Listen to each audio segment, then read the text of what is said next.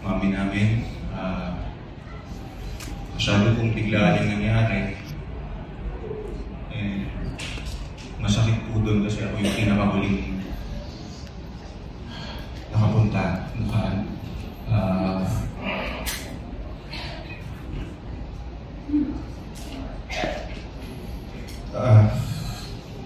Malamig na puso yung ginawa ko.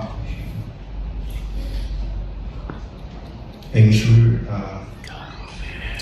si Mami kamapulo na naman yun kasi sabi sabihin ng anak, lagi ka naman late. Hanggang dito ba naman? So, kasi sabi ko nga sa kanya, di baling late, huwag lang puso. Yun po yung lagi kong sinasabi pag dahil kilala nila ako laging late. Siyempre sa bagal, ganun talaga. So, at least meron akong talent. So, ayun po. First time ko lang kasi hindi gagawin. I mean,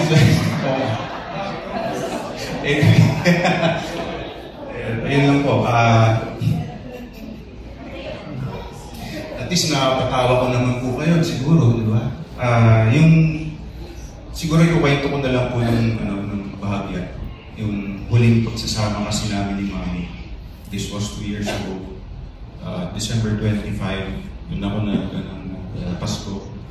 Kasi naka-oo po ako sa kanya. And once na nasabi ko kasi yun, hindi pwede hindi ako pumunta. And akala nga po niya, hindi na ako tutuloy kasi syempre, late na naman. Pero humabol ako. So sabi ko sa sarili ko, papasok ako ng bahay, alam ko na yung mangyayari. Alam ko na itsura niya. Dahil siyempre, kabisado namin si Mami. So, yung mga reply niya sa akin na malapit na ako, sabi ko, Ma, dito na ako.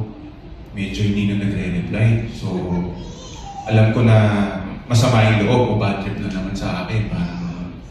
So, pagpasok ko, gulat po ako kasi hindi yun yung nakaharap ko na Mami. Kumbaga, sobrang gaan. Kasi nakapunta ako. Ibig sabihin, tinupad ko yung sinabi ko sa kanya na pupunta ako na. Ang haba ng usap namin, ilang oras po kami nag-uusap dalawa. Ang dami namin pinag-usapan. Buhay-buhay, simula ng bata po kami. Kinakamusta na yung mga kapatid ko, sila ate, Etang, si Kuya, Ken. Kung ano man yung mga nangyayari sa buhay namin, inaalam niya lahat. Ang saya-saya ang ganda ng feeling na nakakabanding mo yung nanay mo ng ganun. Kasi syempre, knowing Mami, bihira namin makita. And hindi rin naman kasi kami basta pupunta doon nang hindi niya alam. Kasi iba ang mood swings ni Mami. Kailangan namin ipaalam sa kanya bago kami pumunta. Ayaw niya yung susurpresahin siya. Bigla nun siya. So, ayun, ang haba ng usapan namin. Kaya yung hindi ko malimutan kasi napakabihira kung mangyari yung gano'n. And kaya masakit nga po nung inabutan ko siya, malamig na. Kasi yun na yung huling pag-uusap namin ng harapan. Mas ako pa yung huli. Dahil late na. So, yun po.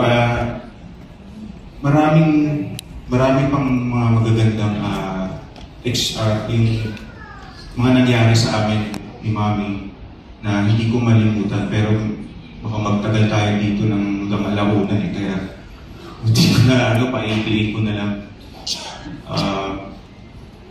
Siguro yung hindi ko malilimutan sa kanya is yung nag-show kami sa States. Kami ng kuya ko, kaming dalawa, tapos siya.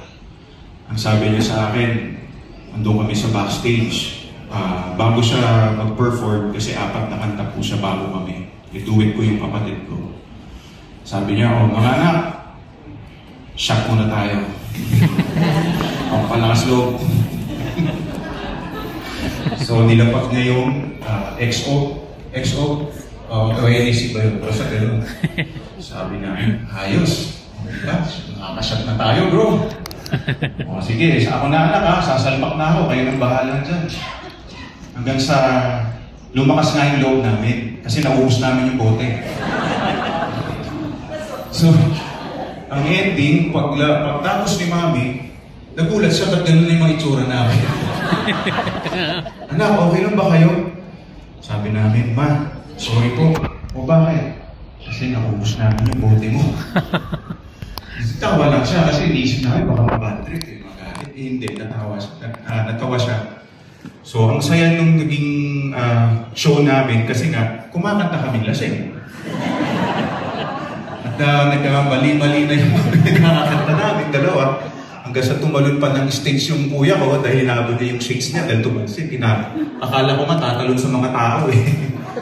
Diba? So, ang saya-saya ng mga experience na yung ganun ba na yung bonding namin with Mami.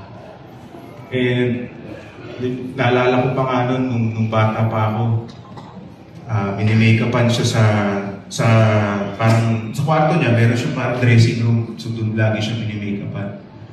So dahil yung bahay niya is open sa lahat, syempre yung mga fans, yung mga kasamahan niya sa industriya, yung mga director, scriptwriter, nandun lahat. Syempre lagi mong naririnig, Ate Guy, Ate Guy. So ako, pumasok ako sa kwarto niya, natawag ko din siyang Ate Guy. Kung yung ngiti niya, kabaliktaran yung nangyari.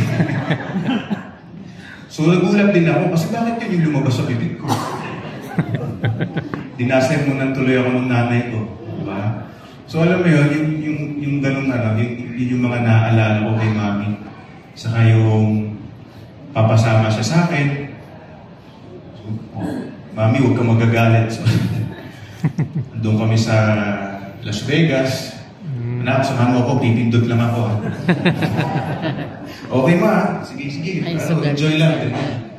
Siyempre doon, may yung mga libreng drinks. O di doon lang ako, kasi di naman ako nagsusugal. So, inayaan ko lang siya. So, hanggang sa nanalo yung nanay ko. Siyempre, alam mo na, may ilagay. Bigay. Tuwan-tuwa ako. Hindi pa kami umuwi. Maya-maya, anak, nandiyan pa ba yung binigay ko? Tatayanan ako, palalaki natin yan.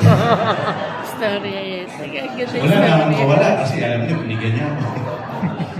So, ayun lang po, yun yung konting may share ko sa inyo. And I'm sure sa mga malapit po sa Mami namin na nandito, marami pa po kayong mga experience sa mga ganda na kasama siya. Kasi yun nga, sabi ko nga, napaka-bitin naman kasi biglaan nga itong nangyari. Sana man lang umabot man siya ng mga 90 plus, di ba? Para ang dami pa namin napag-usapan kasi parang to be continued pa yung usapan namin eh. Hindi pa tapos eh. So, buti na kaya. Nakakala ko magkukulapsok pa rin eh. Yun po. So, yun na po, yun yung experience na para naman medyo masaya tayo kasi ako na rin umiyak dahil drain na po kami sa totoo lang sobrang sakit ng nangyari. And siguro naman po na-witness niyo yun pati sa mga interviews